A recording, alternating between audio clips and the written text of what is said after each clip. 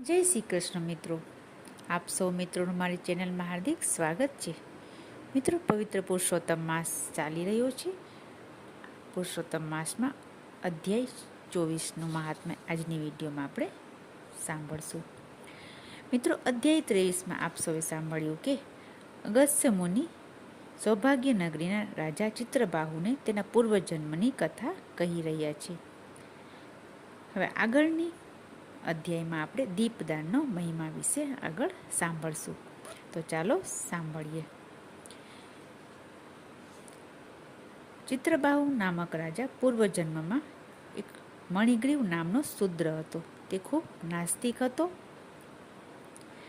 આથી તેને ખૂબ જ કષ્ટ વેઠવું પડ્યું હતું અને નાસ્તિક હોવા છતાં તેને ઉગ્રસેન મુનિનો જીવ બચાવ્યો હતો.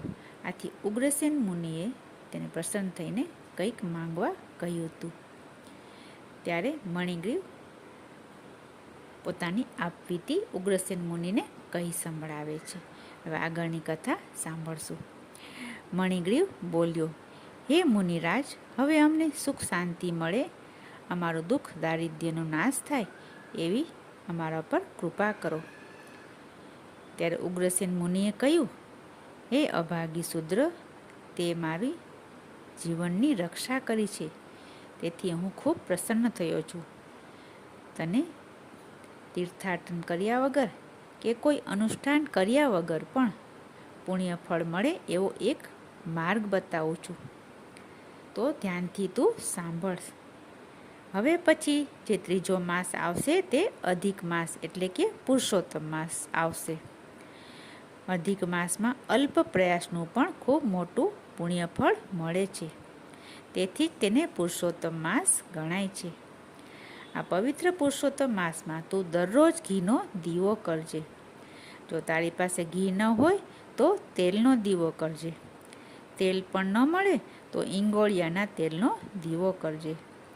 સવારે જળાશયમાં જઈ સ્નાન કરી શુદ્ધ ભોજન કરવું અને આખો મહિનો બ્રહ્મચર્યનું પાલન કરવું.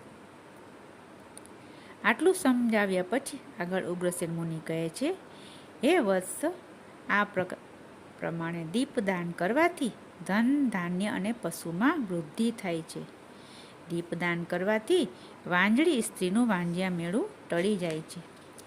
વિદ્યાર્થીને વિદ્યા પ્રાપ્ત થાય છે અને સદબુદ્ધિમાં વૃદ્ધિ થાય છે. પુરુષને સદગુણી સ્ત્રી મળે છે અને કુમારી કન્યાને મનગમતો પતિ મળે છે. હે મણિગ્રીવ, આ પ્રમાણે અખંડ દીવો રાખી દીપદાન કરવાથી તું ખૂબ સુખી થઈશ અને તારા બધા સંકટોનું નિવારણ થઈ જશે. આવી રીતે દીપદાનનો મહિમા સમજાવી ઉગ્રસેન મુનિ ત્યાંથી વિદાય થયા. હવે થોડા સમયમાં પુરુષોત્તમ માસ આવ્યો. પુરુષોત્તમ માસ આવ્યો એટલે મણિગ્રીવે ઈંગોળિયાના તેલનો અખંડ દીવો રાખ્યો. આ દીપદાનના પ્રભાવથી મણિગ્રીવ તથા તેની પત્નીનો વૈકુંઠમાં વાસ થયો. ત્યાં સર્વ સુખો ભોગવી તેઓ પુનઃ મૃત્યુલોકમાં અવતર્યા. અગસ્ત્ય મુનિ બોલ્યા, હે ચિત્રબાહુ, આ મણિગ્રીવ જે છે તે તું અને મણિગ્રીવની પત્ની એ જ તારી રાણી ચંદ્રકળા. કેમ કે તે રાજાએ આટલું સુખ સુવિધા કેમ મળી છે તેનું કારણ અગસ્ત્ય મુનિ પાસે પૂછ્યું હતું. એટલા માટે અગસ્ત્ય મુનિ તેની શંકાનું સમાધાન કરે છે તેના પૂર્વજન્મની કથા સંભળાવીને. અગસ્ત્ય મુનિ આગળ બોલ્યા, તમે પુરુષોત્તમ માસમાં જે અખંડ દીવો રાખ્યો હતો તેના ફળ સ્વરૂપે તમને આ રાજવૈભવનું સુખ તમે લોકો ભોગવી રહ્યા છો. આમ કહી રાજાના મનનો જે સંશય હતો તે દૂર કર્યો અને તેના પ્રશ્નનું નિરાકરણ કર્યું. આટલું કહી આશીર્વાદ આપી અગસ્ત્ય મુનિ ત્યાંથી ચાલી નીકળ્યા. તો મિત્રો, પુરુષોત્તમ માસમાં દીપદાનનો ખૂબ જ મહિમા છે. જો બીજું કાંઈ ન કરી શકો, સંજોગો વસાત, વ્રત, તપ, ઉપવાસ, એકટાણ વગેરે, તો દીપદાન અવશ્ય કરવું. પુરુષોત્તમ માસમાં નાના પુણ્ય કાર્યનો પણ અનેક ગણું ફળ પ્રાપ્ત થાય છે. મિત્રો, આશા રાખું છું વિડીયો સારી લાગી હશે. વિડીયોને લાઈક કરજો, શેર કરજો અને હજી સુધી જો ચેનલને સબસ્ક્રાઈબ ન કરી હોય તો કૃપયા કરી લેશો. ફરી મળીશું અધ્યાય 25માં. ત્યાં સુધી જય શ્રી કૃષ્ણ, જય પુરુષોત્તમ ભગવાન.